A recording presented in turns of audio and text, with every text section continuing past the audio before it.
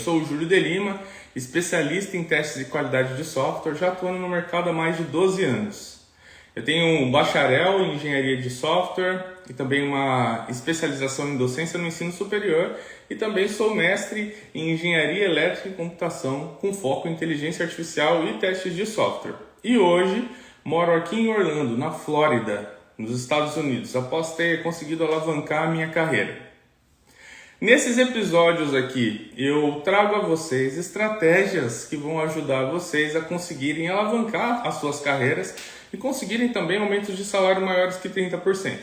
Aqui no episódio de hoje a gente fala então sobre algumas características que vocês podem buscar para se tornarem QAs mais técnicos e com isso conseguir então chegar mais próximo aos seus objetivos. Antes da gente começar, eu queria já pedir a cada um de vocês que tivesse do seu lado um papel, caneta ou mesmo uma aplicação aí no seu computador onde você possa tomar notas. E com essas notas, então, poder começar a perseguir essas mudanças que você precisa fazer dentro do seu dia a dia para que você consiga, então, melhorar mais dentro das suas habilidades como sendo alguém que testa aplicações. Beleza? Bom, vamos lá, então. Quando a gente fala sobre uma pessoa técnica em testes de qualidade de software, qual que é a primeira coisa que você pensa? Então, nesse momento, eu queria convidar você a refletir sobre isso. Então, para um pouquinho e tenta pensar o que é um QA técnico para você. Ao mesmo tempo, vamos tentar pensar assim, o que é alguém técnico em uma outra profissão. Você pode escolher qualquer outra profissão, tá bom? Vamos dizer assim que eu escolha programação. Na minha visão, o que é alguém muito técnico em programação? Quando eu começo a pensar nisso, eu começo a pensar em grandes amigos que eu tenho que demonstravam um conhecimento muito grande na área que ele atuava. Uma profundidade muito grande do conhecimento. Uma dessas pessoas é o Danilo Albuquerque. Eu lembro da primeira vez que eu trabalhei com ele. A gente teve, como vou dizer assim, diversas discussões super profundas quanto à engenharia e à arquitetura de software, por exemplo. Eu me lembro que ele conhecia muito sobre desenvolvimento e não só em uma ou duas formas de desenvolver software. Por exemplo, ele não estava olhando apenas para o paradigma estrutural ou apenas para o paradigma orientado a objeto. Ele também conhecia muito sobre o paradigma de desenvolvimento funcional. Isso dava a ele um pouco mais de noção de outras formas que um software pode ser desenvolvido. Isso também dava para ele mais flexibilidade na forma que ele conseguia adaptar a programação que ele fazia aos problemas que existiam naquele determinado produto. Outra coisa que eu lembro também, quando eu falo do Danilo, é que ele conhecia muito sobre testes. Então ele era um desenvolvedor muito bom e ele conhecia muito sobre testes também. Então todo tipo de código que ele ia desenvolver, antes ele escrevia um grupo de testes para validar que aquele código que ele estava desenvolvendo realmente funcionava. Isso não era algo que eu, como QA, fui lá e falei para ele, faça isso. Não, ele já, antes mesmo da gente se conhecer, ele já fazia isso. Então, eu tenho que ir resolver um problema. Ele falava, eu tenho que criar aqui, por exemplo, sei lá, um pedaço de software que vai validar algumas entradas, então com base nas entradas vai retornar, vai fazer uma determinada busca no banco de dados. Então, antes mesmo dele começar a escrever o código, ele já ia lá e escrevia alguns testes que ele pensava. Volto a dizer, não era algo que ele era obrigado a fazer, ele tinha isso já por ele mesmo. Ele também tinha um conhecimento muito grande sobre como levar uma aplicação para a produção. Então ele conhecia muito de cloud computing, de AWS, conhecia muito sobre o processo de uma pipeline, né, que automaticamente vai lá e faz a integração contínua do código, a entrega contínua. E na forma com que ele falava, você já conseguia entender que ele sabia muito sobre o papel dele, que ele tinha um domínio sobre a carreira dele, sobre a forma com que ele atuava. Ele, para mim, definitivamente foi um dos melhores desenvolvedores que eu já identifiquei assim, no decorrer da minha carreira. E isso Por quê? Porque ele se demonstrava essa pessoa técnica, ou seja, aqui nesse caso a palavra, o termo pessoa técnica em programação estava relacionada diretamente a ele conhecer muito sobre o papel dele e sobre algumas áreas adjacentes que faziam com que ele conseguisse ter uma visão muito mais ampla do que ele estava fazendo. Agora que vocês já ouviram a minha definição aqui, um exemplo de uma pessoa técnica que eu já conheci durante a minha carreira, provavelmente no caso de vocês também já pensaram em algumas pessoas muito técnicas que passaram na sua carreira. Mas nós não estamos falando mais, a partir de agora, de qualquer carreira. Nós estamos falando de uma pessoa técnica em qualidade ou testes de software. E aí a nossa linha de raciocínio ela muda agora, né? E aí a gente precisa agora começar a pensar em como que você identifica se a pessoa em teste de software que você conhece é uma pessoa técnica, beleza? E isso vai variar de diversas formas, né? Por quê? Porque cada um de vocês aprendeu o que é ser uma pessoa técnica de um jeito diferente. E não existe um livro master de testes de software que diga essa daqui é uma descrição de uma pessoa técnica. Não existe isso. O que existe na verdade são recomendações com base no que a gente consegue identificar que o mercado está buscando de uma pessoa que conhece muito o seu papel. E como eu disse, o conhecimento de áreas adjacentes também fará com que você consiga ser uma pessoa mais técnica. Entenderam? Então, hoje eu trago para vocês qual que é a minha visão sobre uma pessoa técnica. Uma visão que foi construída com base nesses 12 anos de experiência dentro da área de testes e de conseguir observar centenas de pessoas que passaram que passaram na minha carreira durante todos esses anos e que se demonstraram ser pessoas que são profundas conhecedoras de qual é o seu papel e de como adentrar em discussões e conseguir trazer benefícios, independente se sejam discussões que são rasas ou discussões que são muito profundas. É com base em toda essa experiência que eu trago para vocês hoje qual é a visão que eu tenho sobre alguém técnico. E eu tenho certeza que essa visão vai te ajudar muito também. Então, vamos pensar aqui. Mais uma coisa aqui que é super importante, tá? No ano passado, em setembro, no ano passado foi 2021, em setembro, entre setembro e outubro eu fiz uma pesquisa, tá? E durante essa pesquisa eu também consegui identificar algumas características que o mercado exige de QAs. Eu também adaptei aquela busca daquela pesquisa a isso que eu trago para vocês hoje, beleza? Vamos lá então. Algumas das competências que eu percebi, vamos dizer assim, as três principais, tá bom? Porque são várias, né? Mas as três principais estavam relacionadas a 1. O conhecimento que você tem da disciplina em testes de software, beleza? Esse é o primeiro ponto. 2. O conhecimento que você tem em arquitetura e engenharia de software. E 3. O conhecimento que você tem em automação de testes.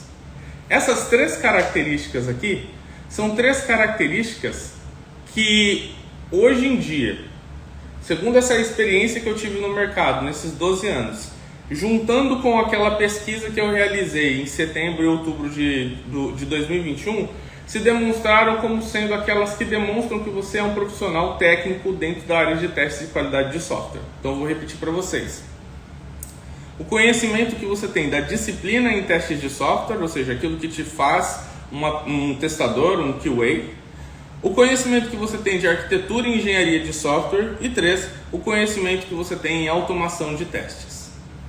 Esses três pilares aqui são os pilares que farão com que você, dentro do seu dia a dia, seja reconhecida como alguém técnico.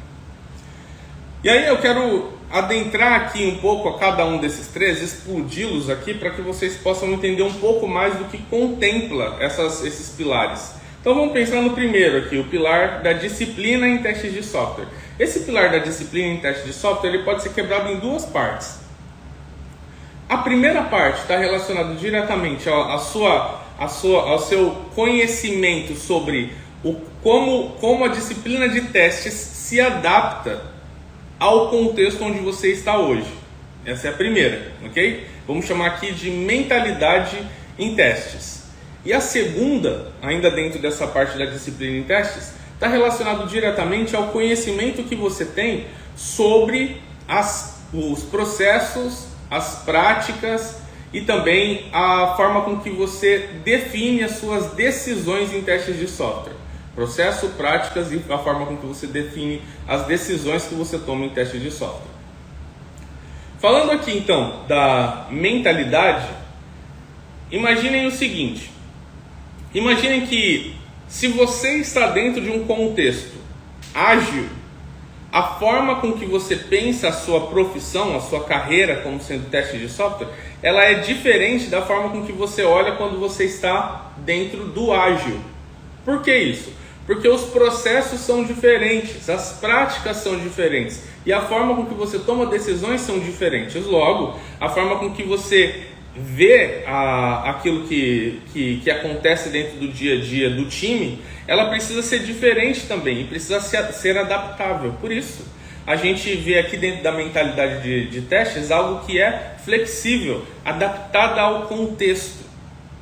O que isso quer dizer na prática? Quer dizer que se você começa a fazer parte de um time que está executando um processo em cascata, a forma com que você vai enxergar a sua profissão, ela vai determinar como é que você vai se comunicar com as pessoas, como é que você vai responder aos eventos que acontecem, como é que você vai interagir com as pessoas que estão fora do seu time, como é que você vai determinar a forma com que você vai escolher as técnicas ou as estratégias de teste que estão relacionadas àquele contexto em específico. Entende? Esse posicionamento diferente, dado aquele determinado contexto, está relacionado diretamente à mentalidade que você tem em teste de software.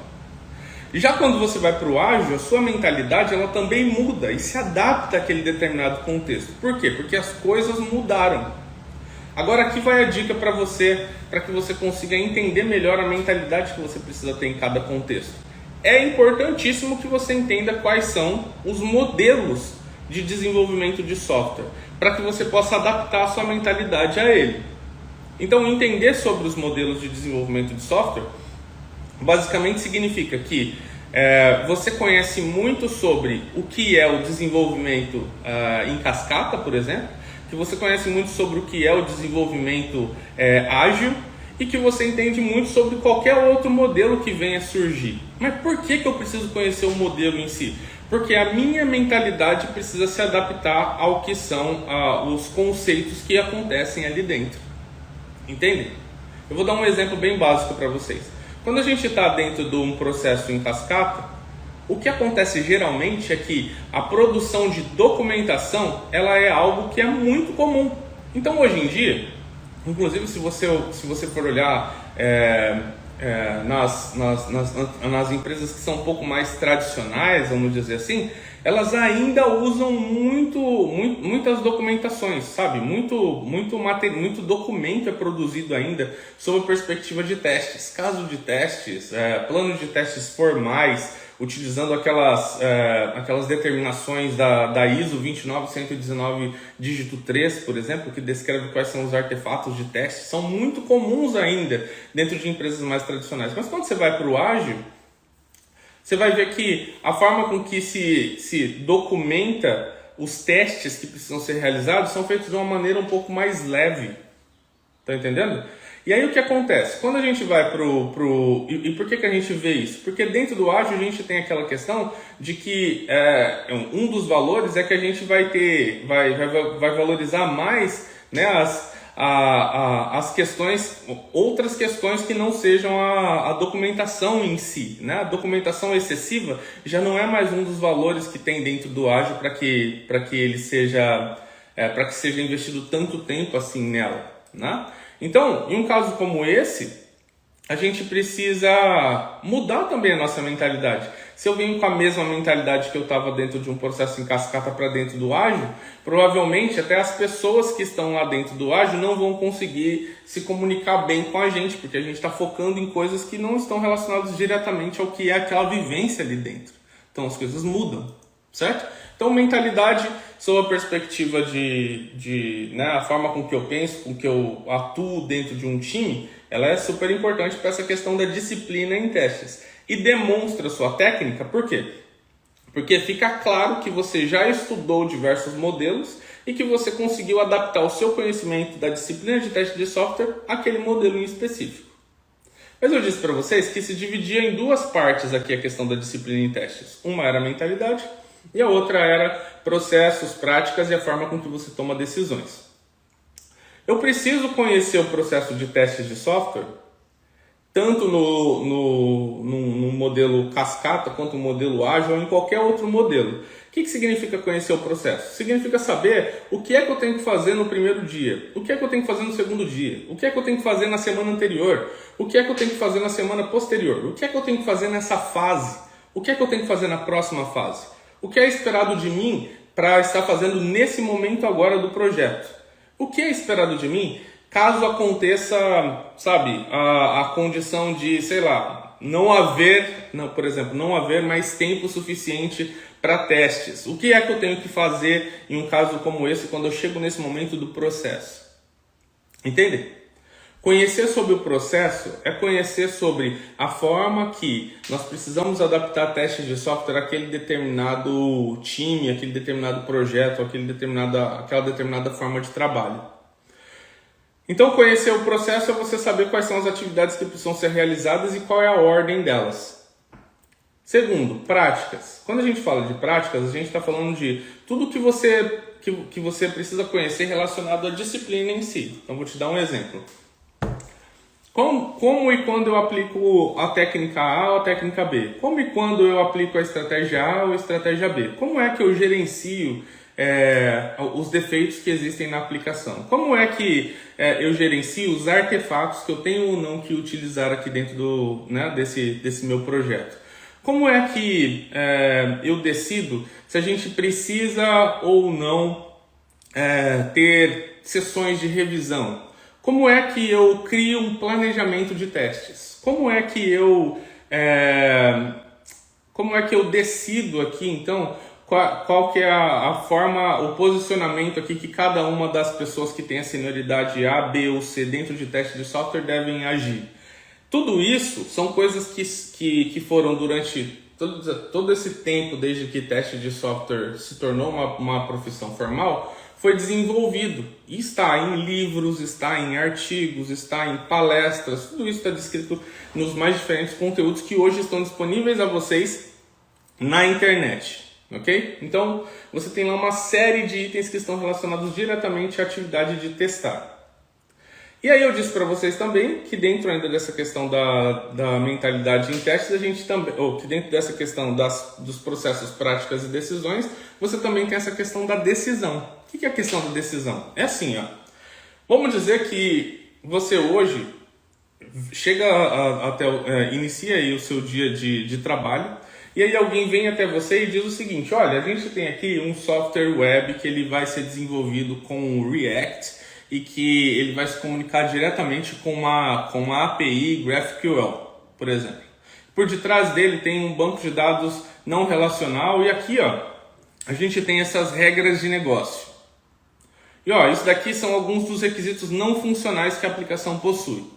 E aí alguém vai para você e diz: como que é que você vê a estratégia de testes para que a gente possa testar bem isso que eu acabei esse novo software que eu acabei de falar para você? Quando você recebe toda essa informação, você precisa começar então a desenhar quais são as formas que você vai pensar os testes para aquilo que vai ser construído. E na hora que você começa a pensar sobre isso, você não pode simplesmente começar a pensar a sua estratégia de testes com base em algo que você, sabe, que você um dia ouviu falar, por exemplo. Júlio, eu sempre ouvi falar de partição de equivalência, sempre ouvi falar de tabela de decisão. Júlio, eu sempre ouvi falar sobre testes exploratórios. Vou colocar isso aqui então dentro da estratégia. Não é assim que funciona. Você não simplesmente sai colocando coisas lá dentro.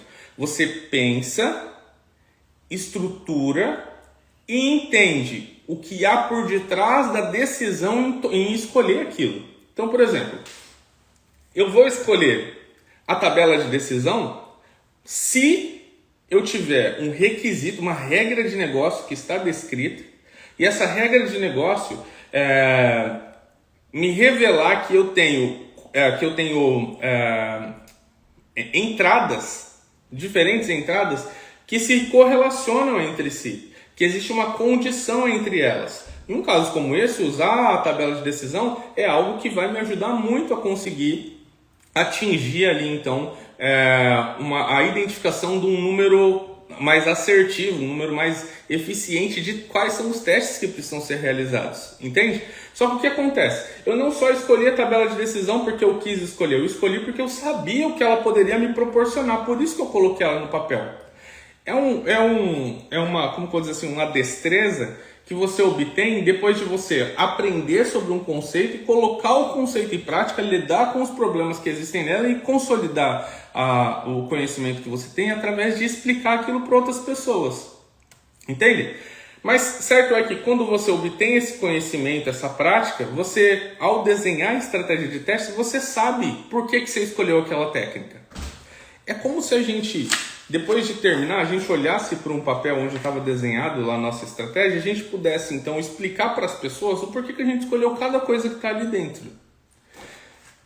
Aí você tem que se perguntar assim, hoje eu tenho essa noção? Hoje eu tenho essa técnica? Porque se eu não tenho, é isso que eu tenho que buscar, entendeu? Então eu tenho que buscar conhecer mais sobre a disciplina em teste de software, que é o primeiro pilar dos 3 que eu falei para vocês.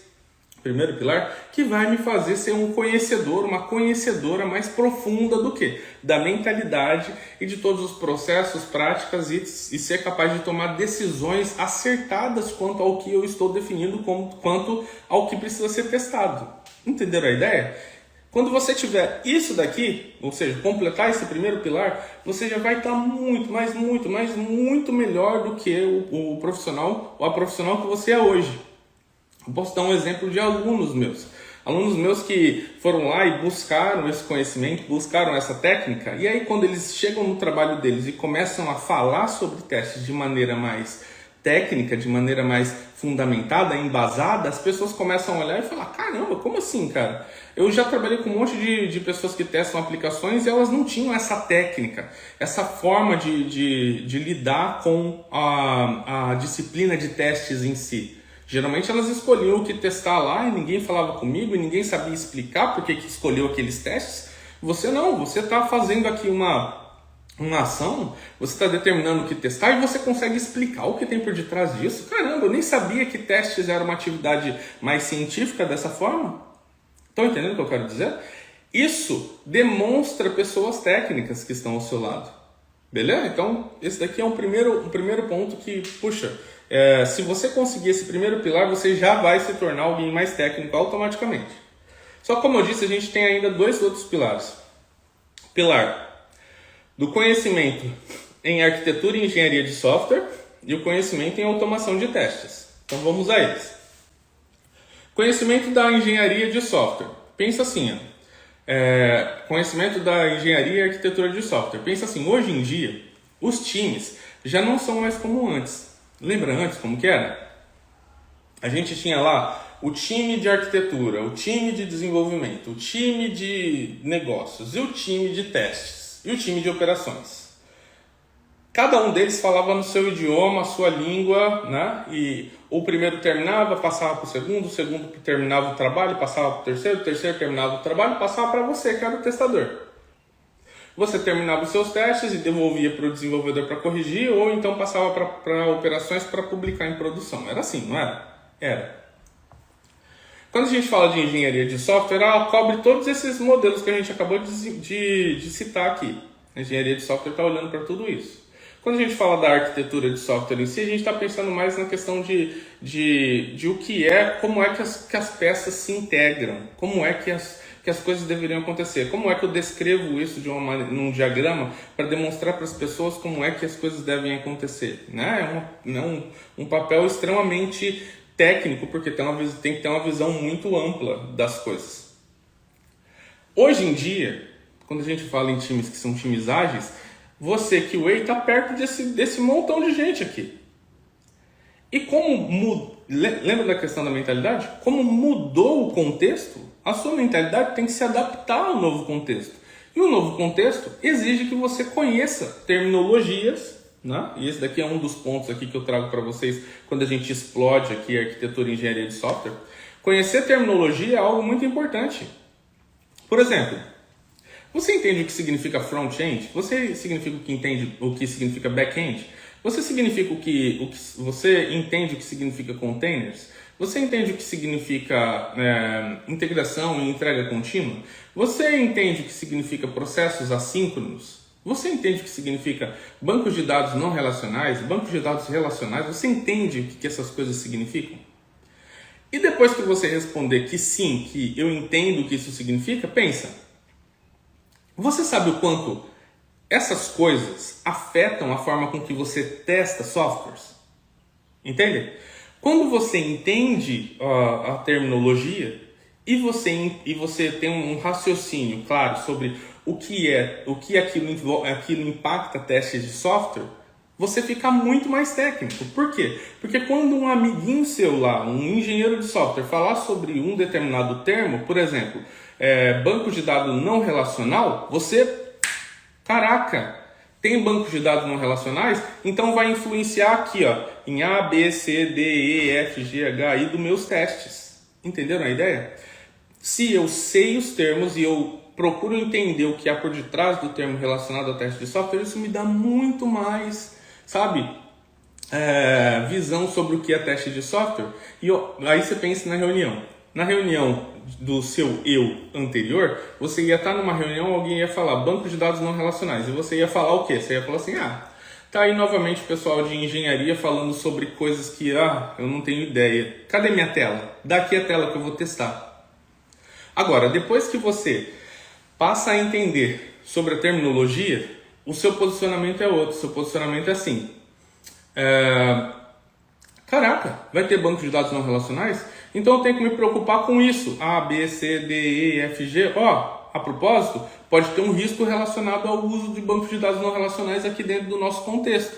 Porque a gente já teve um problema assim há 3 meses atrás e sei lá, o nosso concorrente também já teve um problema desse lá há 6 meses atrás. Estão entendendo o que eu quero dizer? É você se posicionar de maneira mais técnica. Para quem olha de fora, pensa assim, nossa, esse QA sabe muito mais do que eu imaginava que ele soubesse.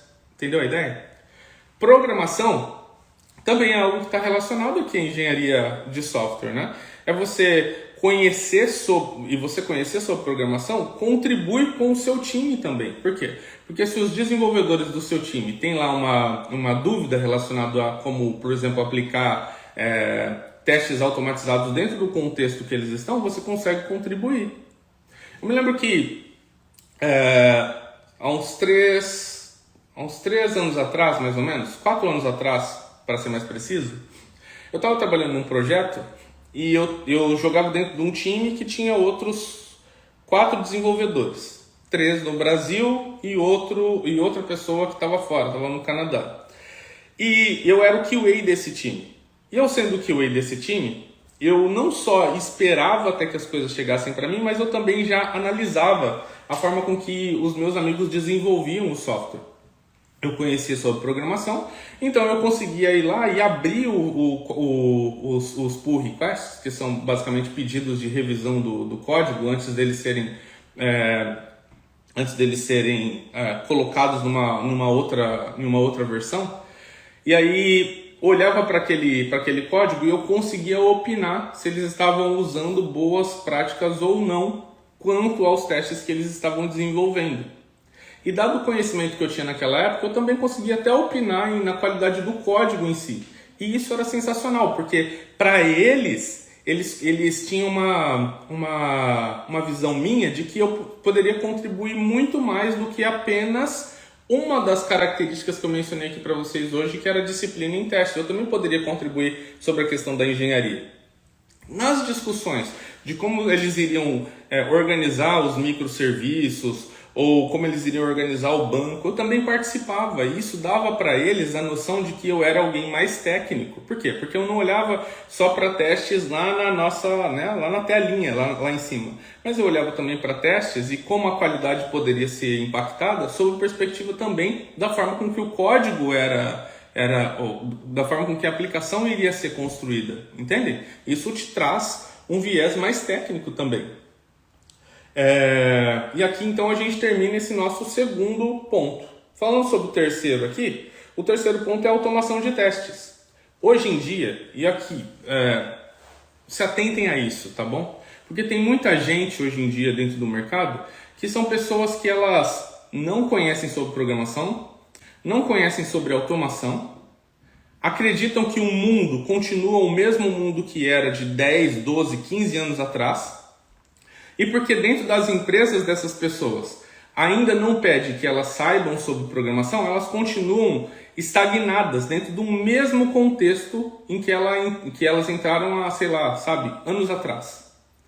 Essas pessoas, quando elas têm a oportunidade de compartilhar uma visão com vocês ou algum tipo de dica com vocês, essas pessoas elas não irão dizer para vocês aprenderem o que o mercado pede hoje. Sabe por quê? Porque elas já estão estagnadas num contexto que foi definido para elas há anos atrás. E desde então nada aconteceu dentro da empresa dessas pessoas. Estão entendendo? Mas olha, é um negócio... Vocês precisam tomar decisões inteligentes. Tá bom? Decisão inteligente é o seguinte. Vocês têm a opção de olhar para dentro de um contexto de uma pessoa que está isolada dentro de um lugar que por algum motivo não evoluiu conforme o mercado, ou você pode olhar para o mercado e entender o que o mercado pede para vocês. O que o mercado pede para vocês? O mercado pede para vocês, QAs, saibam programar. Programar tudo, ser um especialista em programação? Não, que você saiba programar o suficiente para que você possa automatizar testes. Para quem está aqui assistindo esse vídeo e perdeu o seu emprego recentemente, sabe. Para quem perdeu o emprego, sabe que para que você possa entrar no mercado novamente, você precisa sim demonstrar habilidades em programação. Eu tive um amigo que ele ficou 9 meses desempregado. Por quê? Porque ele perdeu o emprego numa vibe dessa, na QA não precisa programar. Ele perdeu o emprego. Ele tem um filho, ele tinha esposa. Ele era uma pessoa que estava contribuindo muito para sua casa. Estão entendendo?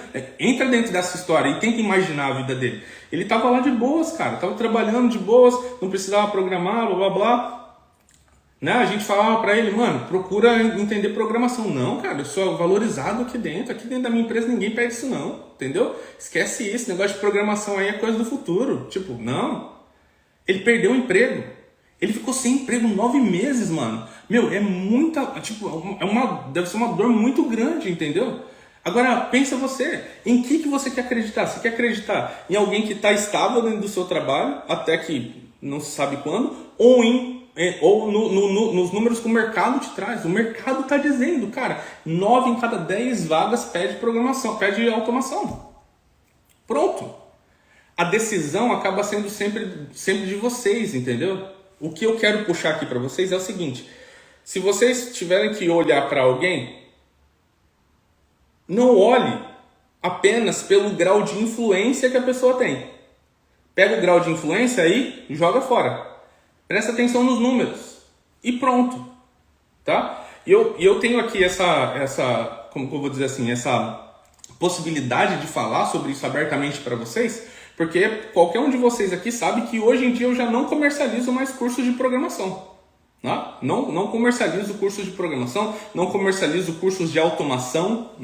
Os meus produtos contêm sim automação. Mas eu tenho aqui liberdade total para dizer para vocês. Gente, o mercado pede que vocês saibam programar. E se você souber programar, você vai ficar muito mais atrativo ao mercado. Então vai lá logo e faça isso, entendeu? não tomem, por favor, não tomem como sendo conselhos apenas o que é a opinião de algumas pessoas. Coloca a opinião de lado, olha para os números do mercado. E se você olhar, você vai ver que isso sim faz parte das habilidades que hoje pedem para você como sendo QA.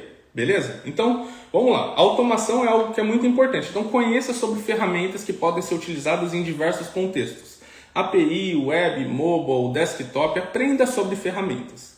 Depois disso, aprenda sobre boas práticas de automação de testes. E por fim, aprenda sobre padrões, tá? Existem hoje em dia diversos padrões que você pode utilizar em automação de testes que vão te ajudar a você conseguir demonstrar que é mais técnico. Resumindo, saiba sobre disciplina de testes de software, conheça sobre arquitetura e engenharia de software e conheça sobre automação de testes. Se você tiver esses 3 pontos aqui, você vai sim ser considerada um QA ou uma QA mais técnica. E isso vai fazer com que você se aproxime cada vez mais do seu objetivo, de alavancar a sua carreira e de aumentar o seu salário em mais de 30%. Eu desejo a todos vocês muito sucesso. Estejam junto comigo nos próximos vídeos. Eu sempre estou aqui compartilhando conteúdo semanalmente e espero que esse conteúdo também possa ajudar você a conseguir atingir seus objetivos. Até a próxima. Tchau, tchau.